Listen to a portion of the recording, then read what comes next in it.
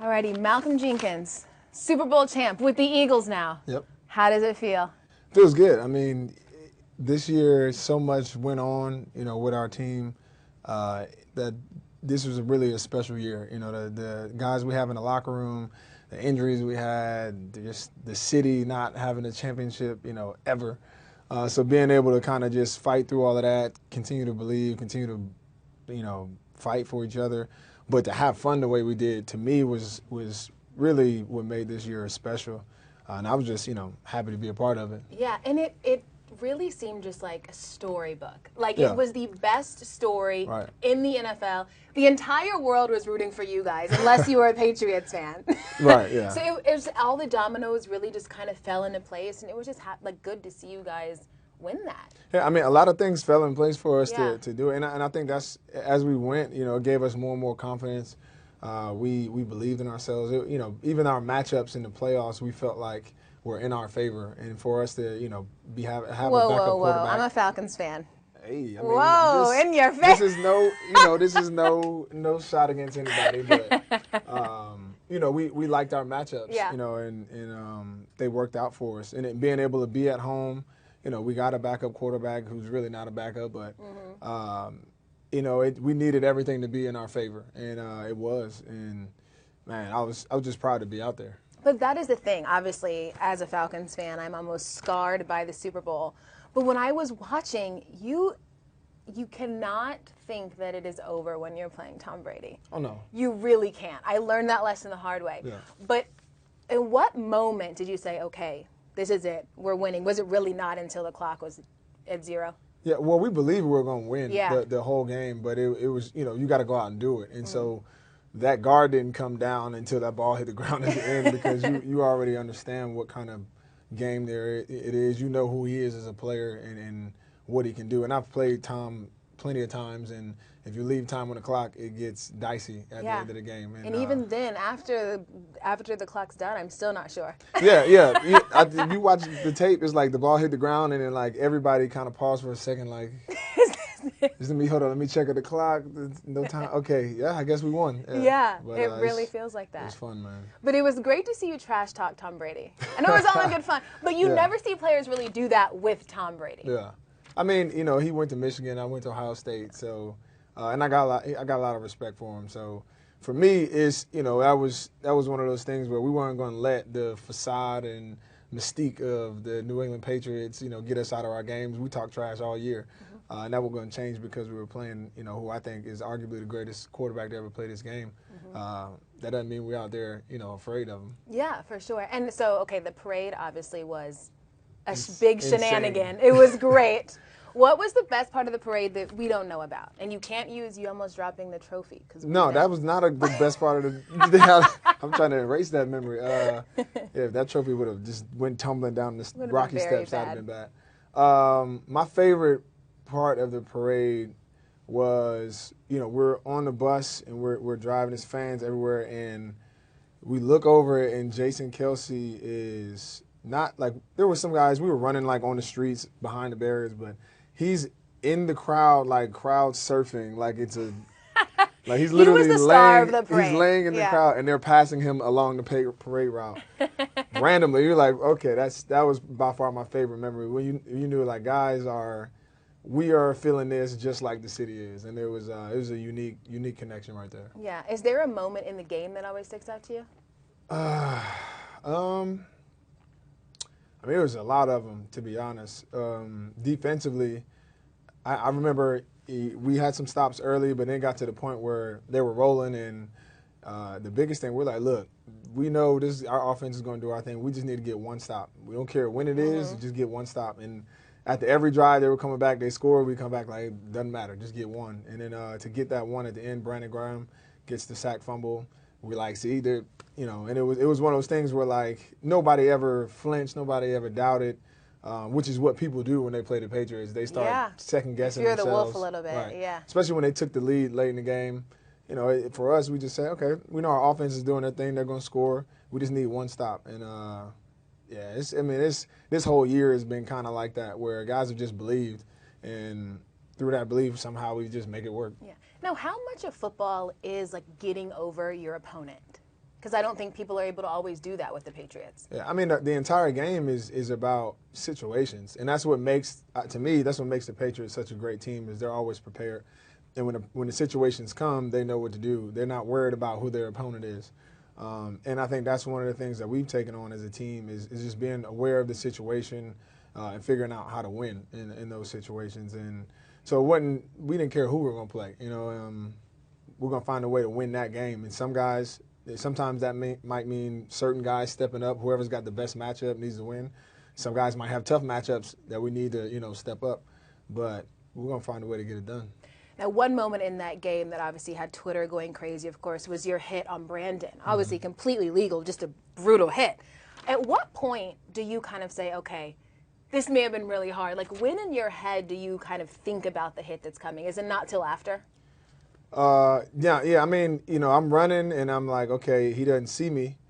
Maybe he's going to turn, and I'm like, oh no, he's not going to see me. So, which is not your fault at all. Yeah, that's not my fault. Yeah. It's like 10 times out of 10, I'm going to hit him the same exact way. But, you kind of know immediately after, like, okay, he's hurt. Like, I'm not going to celebrate over him. Right. I'm going to walk away. But, at the end of the day, in the Super Bowl, with everything on the line, that's going to happen 10 times out of 10. For sure. And I mean, we see it all the time in the NFL. I just always wonder as a player, like, do you have conversations with that person later? Do you talk about it, or you just move on? I didn't reach out to him personally, but he knows a couple guys on the team, and he sent a message through them just saying, like, hey, it was a clean hit, man. For sure. I got a lot of respect for the way you played the game. Congratulations on the win.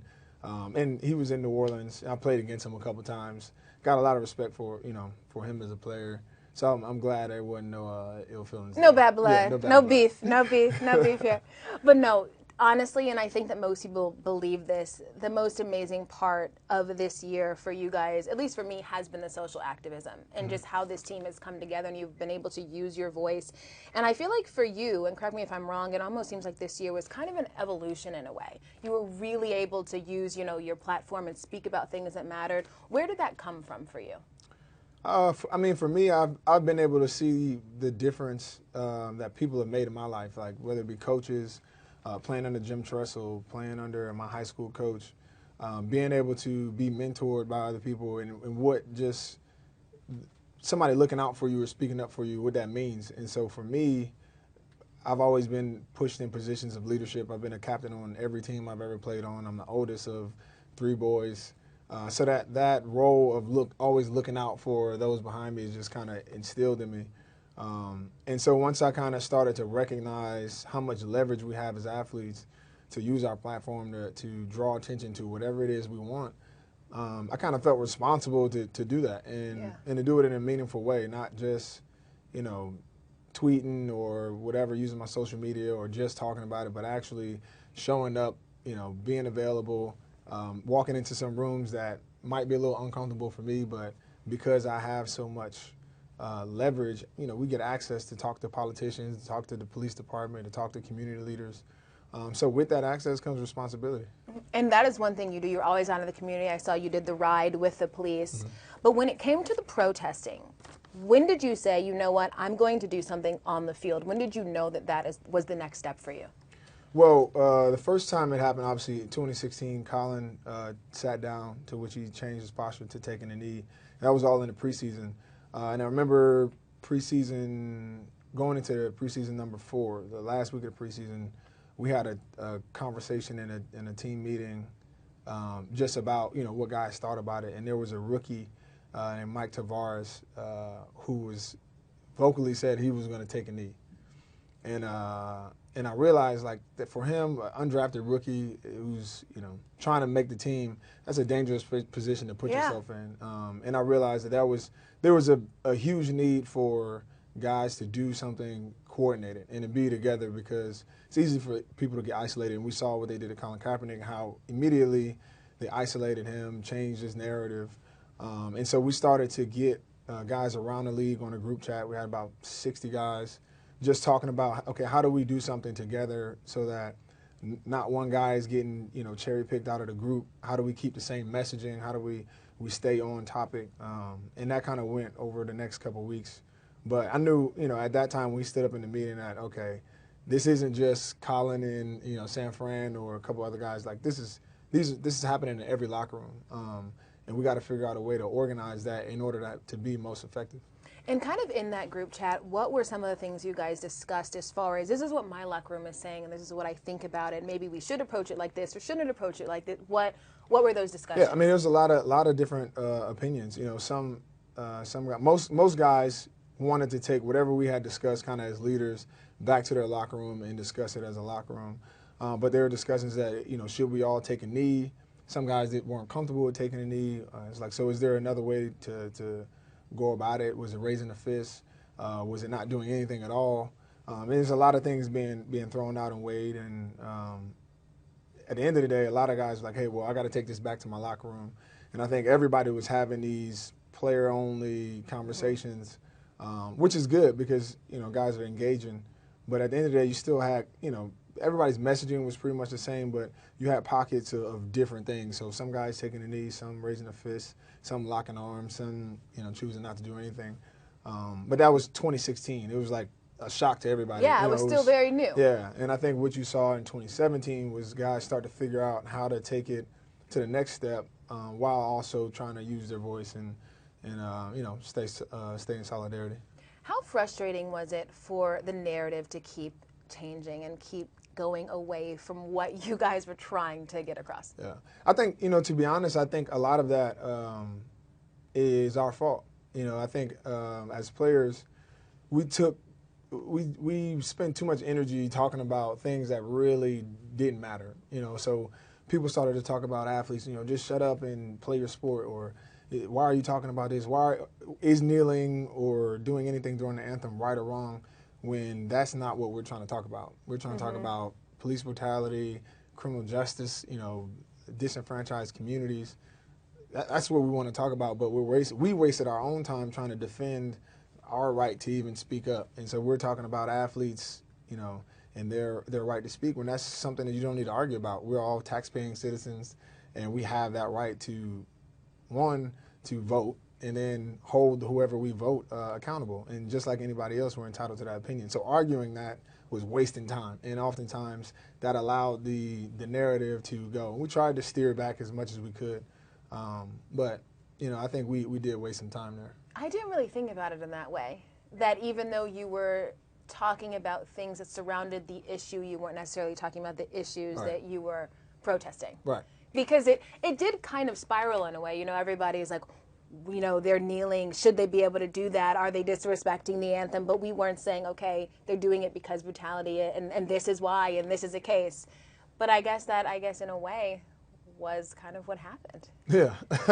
And so it's like, but to me, it seemed like all that was wrapped up in it. No, but I guess, you know, it kind of was separate in a way. Yeah, I mean, it's completely separate. Like, you know, I never raised my fist to say that, yeah, athletes have a chance, we deserve to use our voices. Yeah, that it's was like not the clearly issue. we have that. Right. So so me arguing that is really wasting time and allowing them to steer this conversation into somewhere we don't want to take it. It was never about the military.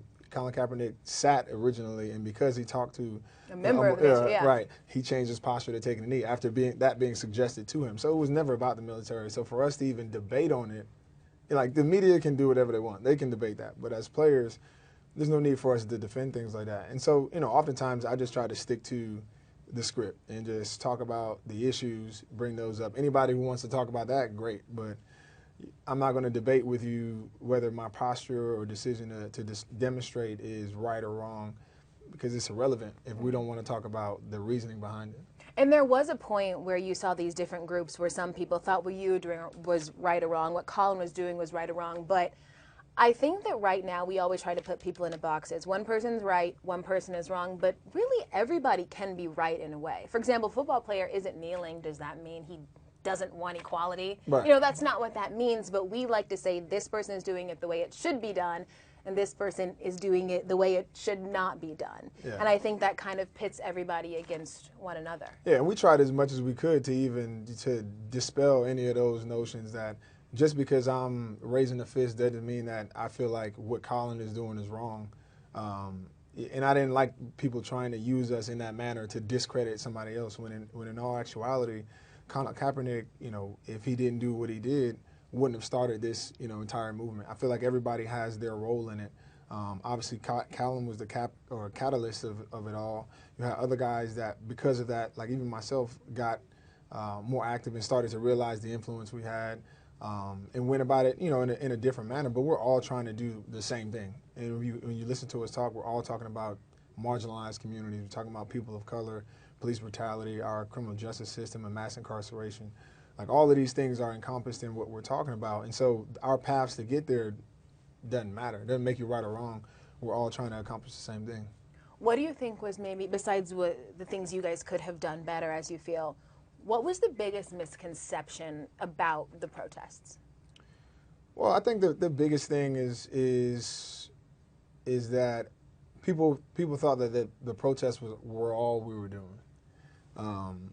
And so we were so caught up in this dialogue about the actual demonstration that we never got to actually talk about what guys were actively doing in the community. The fact that on multiple occasions, myself and other players were up in D.C. on Capitol Hill talking to legislators about the reforms that we wanted to see. That guys were in their communities doing ride-alongs with the police, not trying to isolate the police, but trying to get an understanding as to their training, their struggles and challenges to do their jobs. That guys were in the community and already have foundations that deal with education and giving scholarships to youth. And so there's already been this holistic approach, but the demonstrations in themselves is what kind of amplified everybody's messages so that people can actually look at us and put microphones in front of our faces so that we can speak on these, because to be honest, guys have been doing this work long before Way before the you protest. guys. So yeah. But nobody paid attention then. So that's kind of why the demonstrations were very, very effective. So do you feel like the protests succeeded?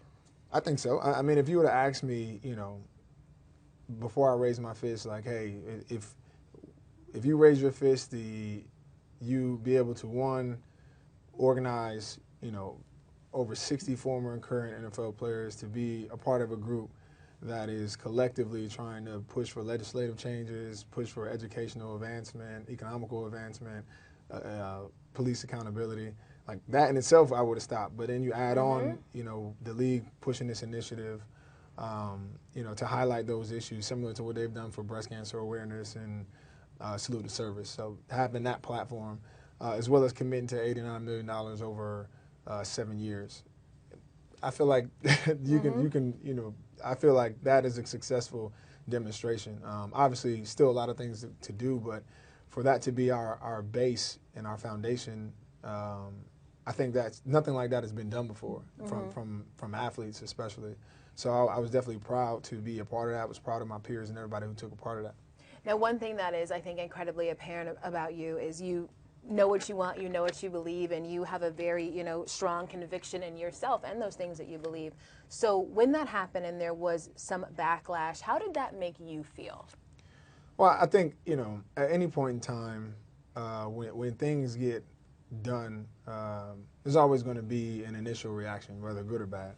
And only time really, it tells kind of the truth and the value of what you're doing. So a lot of what we're doing right now is just sowing seeds. And we understand that this is not the harvest right now. Yeah. And so sometimes you're not in it for praise, you're not in it for accolades or recognition, you're just in it for the work. And I think for me, as long as I keep, the people and the lives that I'm trying to assist and help at the forefront of every decision that I make, then I sleep easy, and I'm not by myself. Like I said, I got a lot of guys, and I try to include as many people as possible to make sure that I'm doing this the right way. And we got a lot of experts and partners that we're working with to guide us and kind of help us navigate these. These are new areas for a lot of us.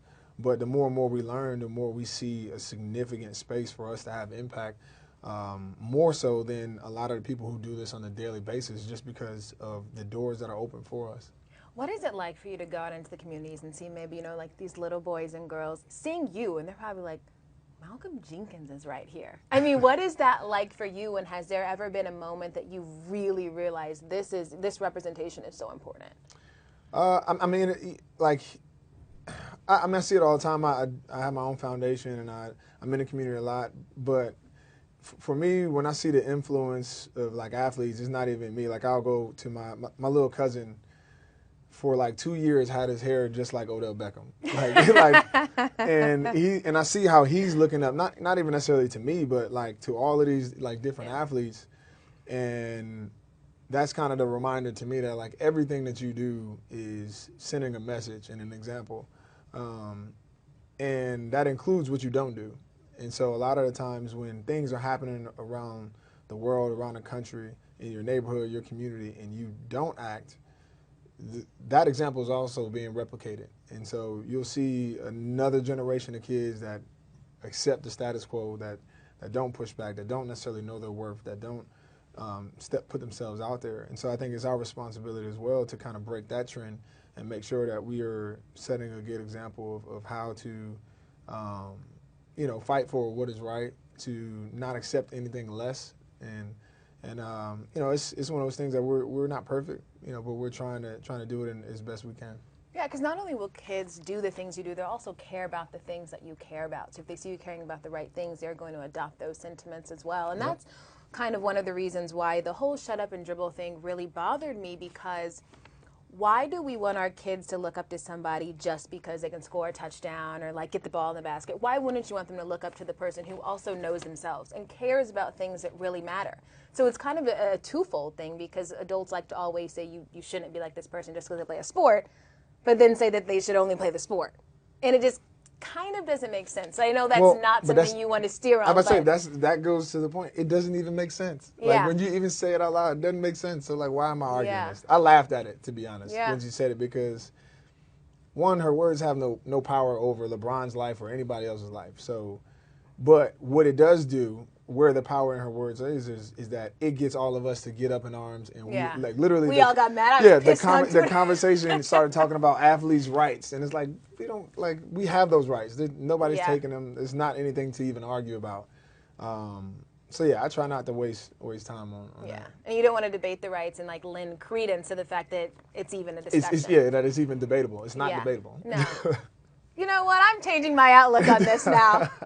I was pissed on Twitter that day. I mean, that is effective trolling.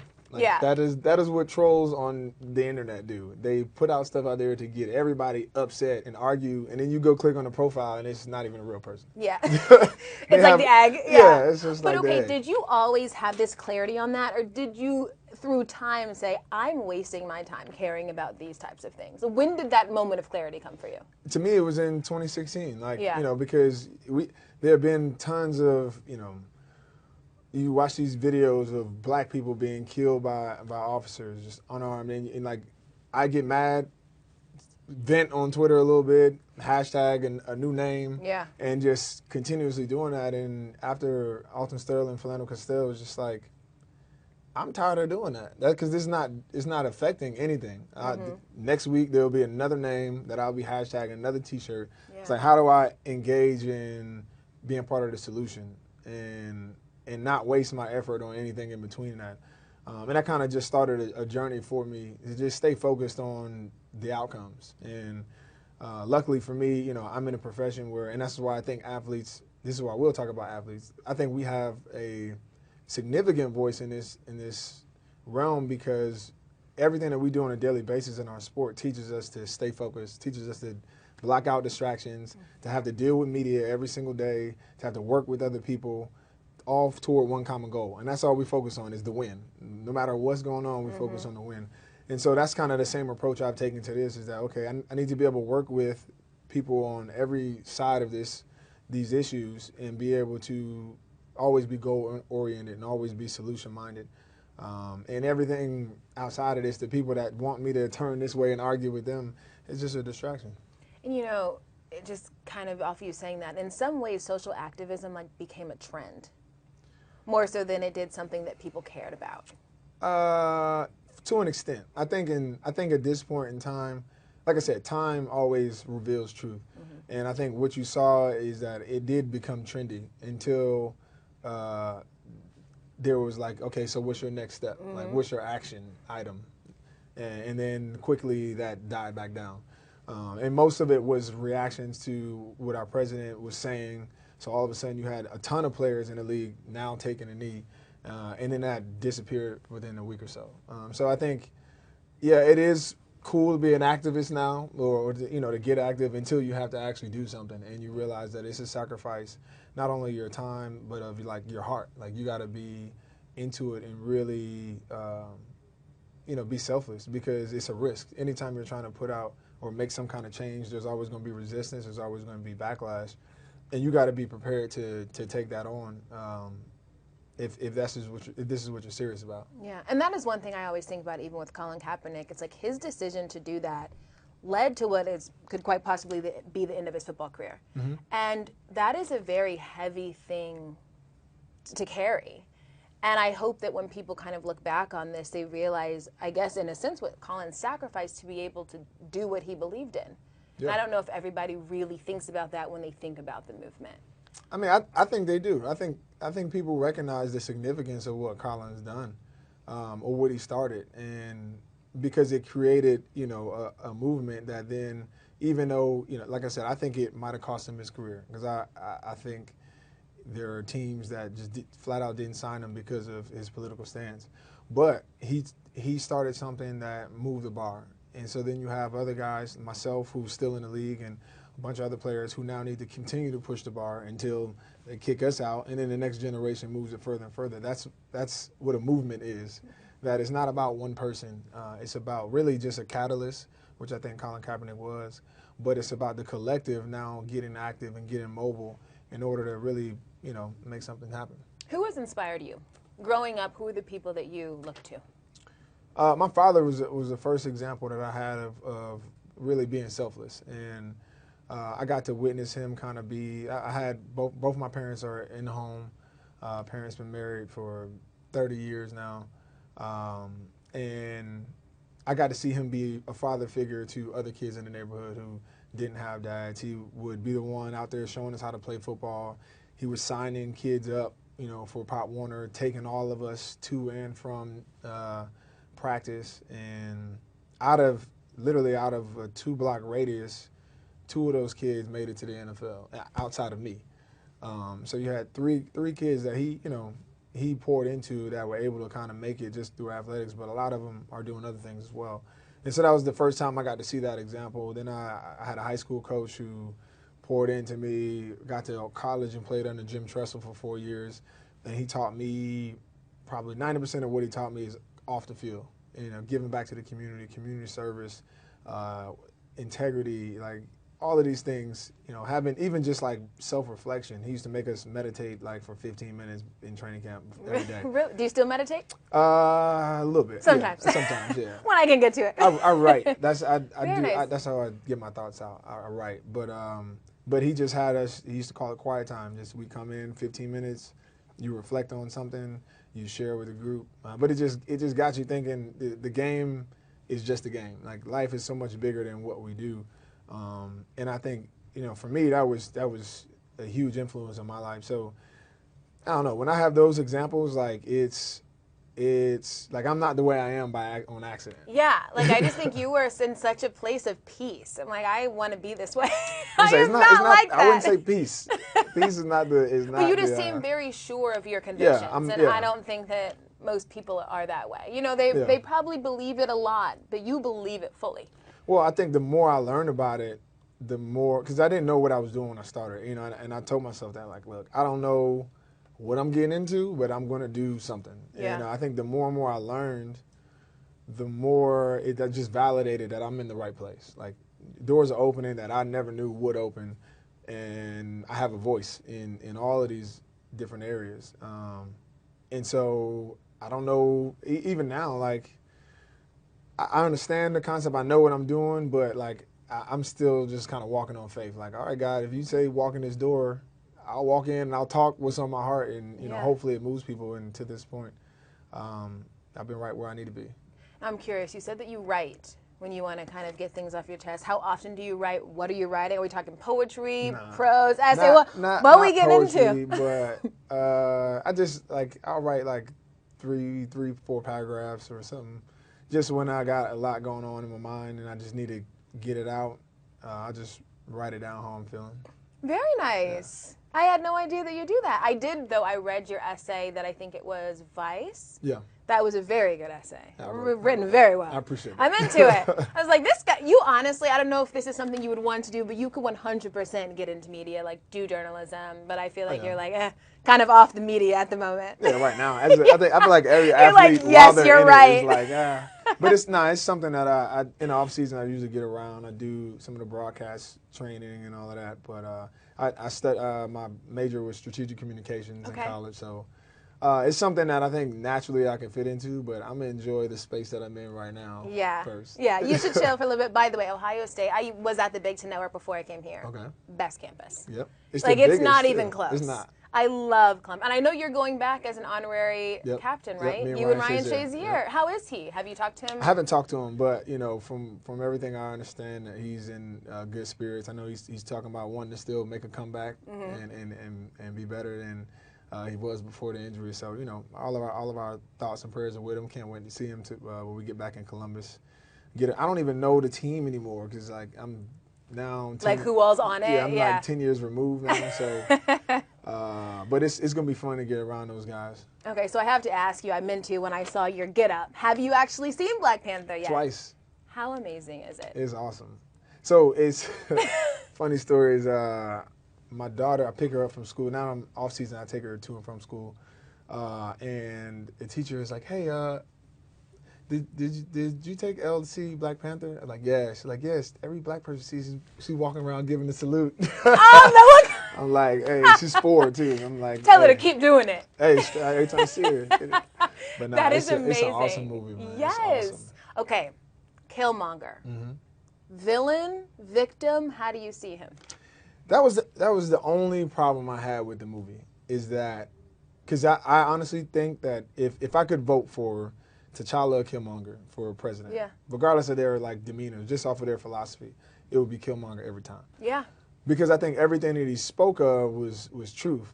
I didn't like that they painted being like having like a militant or revolutionary mindset made you evil, because he was just an evil character. Like, he's choking out the old lady and doing all kind of stuff. He didn't really love the people. But if he was somebody who had that same mindset, same philosophy, but actually cared about his people and wasn't choking old ladies on his spare time, like he would have been the star. So I actually think, if he wasn't evil, I wish he wasn't an evil character, but he wasn't as bad. He wasn't as crazy as people they made him to seem. I agree, because I didn't feel like, I think what makes somebody a villain, you can have the right idea or the right intentions and still be a villain, but it's the way you go about it that makes you like the character of a villain. Right. And he just wasn't going about it the right way. The way that he wanted to do it was the same exact way that the oppressor does it. Yeah. But I think it was his movie. He stole the show. No doubt. It was so good. Okay, which character did your daughter love? She likes Black Panther. That's who that's her favorite one. Like, I was kind of like, T'Challa, I like him, but he wasn't my favorite. I mean, she's 4, so she's not looking at like the plot twists and all that. But I don't know if she liked like Okoye or the sister who was like scientific. Nah, she's like because we went back and watched the Civil War, Marvel Civil War after that. To just get context, and as soon as the Black Panther came on, she's like, "Oh, T'Challa!" I'm like, I love that. Yeah. So, but even when you think about how amazing it is that she went to school and she saw this movie and she's doing that, like that's the type of character she's seeing and looking up to. I can't. Right. What characters were you looking up to when you were younger? You didn't have something like T'Challa. No, we were looking at Meteor Man and there's the other guy with the fork for glasses. I forget. But it wasn't quite like that. Yeah, like just the representation that they have now is just on a different level. It just makes me smile to know that you can look and see somebody that looks just like you. Yeah. And I also think it's amazing the way that you and your wife are. Just you guys are the most adorable couple I have ever seen. When you guys were on the red carpet and you did like the revolving. Oh yeah. And like, see, your daughter is very lucky to be able to have that and see that. And I was actually talking to somebody about this today before we did the podcast. We are not able to see very good representations of Black love all the time. So for you guys to be able to do that and be so in love, it seems, is just amazing. I think anything is just, especially now, it's just like representation. And I think that's why the movie Black Panther was so powerful, especially like for us, is because we didn't have these kind of examples to live up to. We see plenty of like the bad, and obviously divorce is is not necessarily pinned to us as black people, but it's just always been tough to see those great examples. You'll have the one-offs, the Cosbys, Yeah. and, Right. No, all these for different sure. things, but it's just not a consistent image that you get to portray. So I think it's important that we celebrate it as much as we can. Not to say that it's easy or anything like that, but whenever you have a couple, especially a black couple that are doing it, that have kids, that are that are a beautiful couple, you need to celebrate it. And that's not. And I'm not even talking about me and my wife. I'm just talking about everybody. It's been fun to see that trend starting to come up now, where people are just celebrating their blackness. They're celebrating the fatherhood, motherhood. Just even I love the Black Panther, especially because how they depicted black women in that movie. Just as they were the warriors, the leaders. They were everything. They were his backbone and protecting him, against everything. Where when the dudes were kind of, trying to split everything. But I mean, it's fun right now. It's a lot of people that are fighting to kind of own our culture, and it's fun to be a part of it. Okay, so I'm gonna kind of put you on the spot here. I know there are a lot of keys, but to you, what is the key to having like a sustainable relationship? I think the key is expectations, and I think a lot of times we glorify what everything is supposed to be and what marriage is supposed to be. Like, we're gonna just get married and then it's like the end, the sun sets and we're just off into bliss. But life is happening all the time, and if you're not ready if your expectations is to be one thing, but life is throwing you a different. Sometimes it's tough to adjust.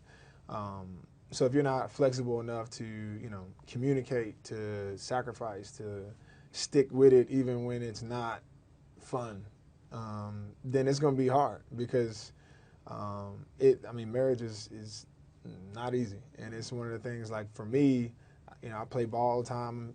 I can run into a guy who's 300 pounds with no issue, but me and my wife going into it, like, it'll ruin my day. Yeah. Like her getting, like, I walk out of the house and she got an attitude, like the rest of my day is like done. It's shot, and it's like, because when you're married, your spouse has that kind of effect on you.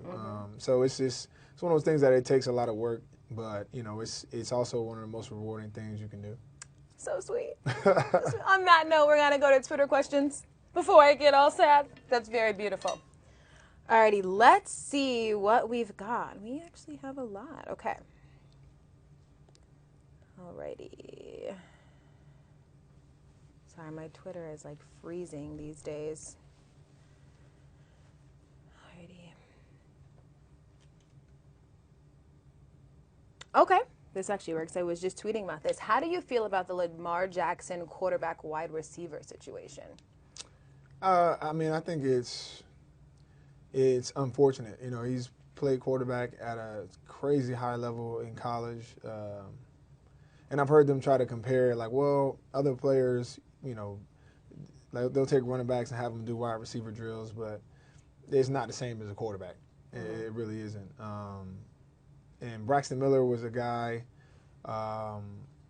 who was a quarterback, but he's changed to wide receiver in college. Right. So when he came out, he was a wide receiver. So I think it's unfortunate, and I think our black quarterbacks are definitely evaluated way harder than white quarterbacks. And I think even black quarterbacks in the NFL have a much shorter leash than white quarterbacks. No doubt. Yeah. Even once you make it, getting in is already tough. But even when you get in the league, your leash is short. But that's something that we'll continue to encourage him to continue to embrace it. But we continue to put talent after talent in the league, so we got plenty to be proud about. Alrighty. One word to describe Nick Foles' Super Bowl performance. Well,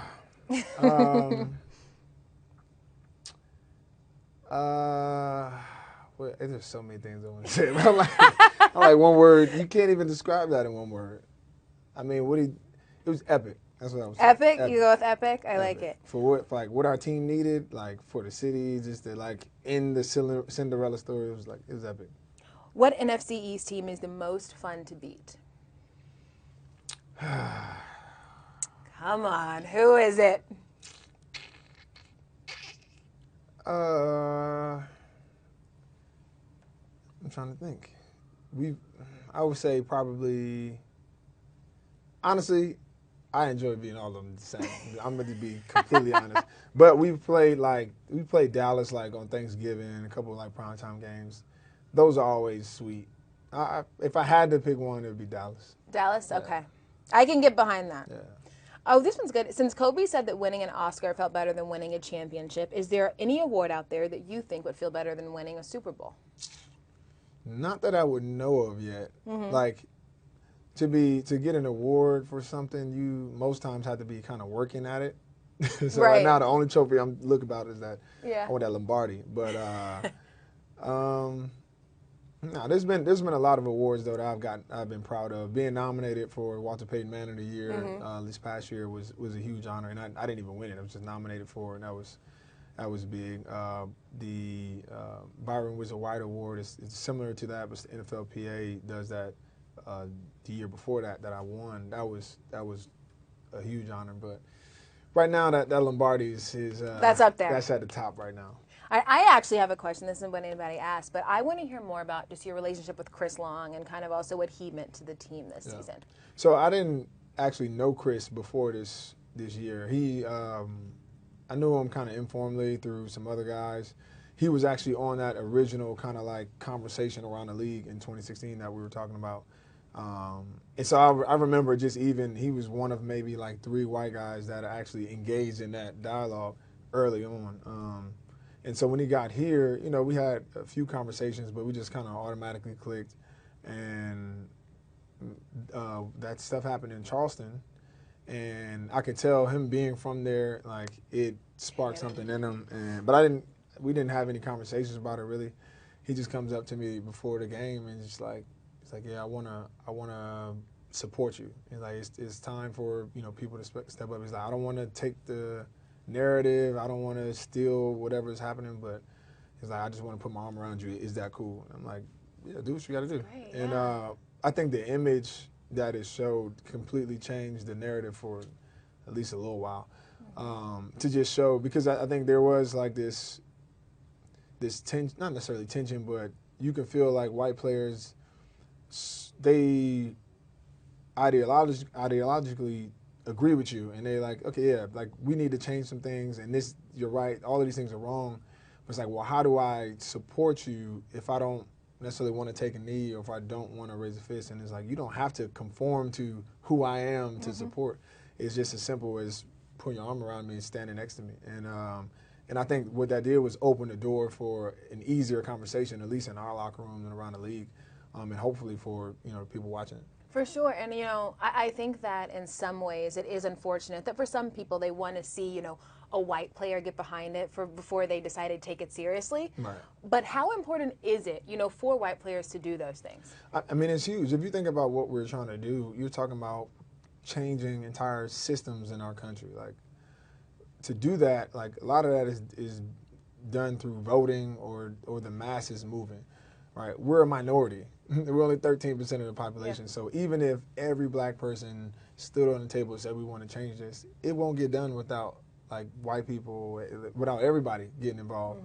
So there's a responsibility from all of us, from person to person, American, to at least empathize with what we're all going through. Because every group has something, whether it's, poverty, that has nothing to do with your race, immigration, LGBTQ, like all of this stuff, everybody's dealing with stuff. If you can't empathize with what somebody's going through, and you're playing not only them but this country a disservice. I think that's a great way to end. That was fantastic. You were fantastic. I am inspired. Well, my whole mindset to change now. But no, you were great. I have always been very inspired by the things that you do. I'm happy we were able to make this happen a year later. Yeah. But it's better because now you're Super Bowl champ with the Eagles, so it worked out. Iron's hot right now. Yeah. I appreciate you. No problem.